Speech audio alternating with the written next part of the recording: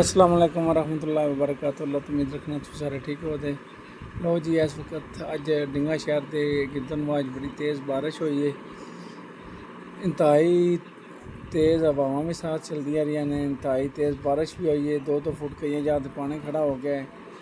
मैं भी आख्या तुहानू लाइव जी है ना यूट्यूब पर मुकम्मल वीडियो दस्से वक्न वक्त जी बारिश की सूरत हाल बनी है, ये बारे तुहानू आगाही नाल दसना चाहिए। मेरे दोस्तों को पता लगना चाहिए जी मेरी वीडियो नू लाइक करते हैं, शेयर करते हैं। इस वक्त अपने पिंड बुद्धवाल आए हैं जी, इत्थे भी बड़ी तेज़ बारिश हो रही है। नाल तुहानू अपने पिंड के बारे दस्या। बाकी हर जगह पर अज बड़ी तेज़ बारिश हुई है, बड़ी तूफानी बारिश हुई है।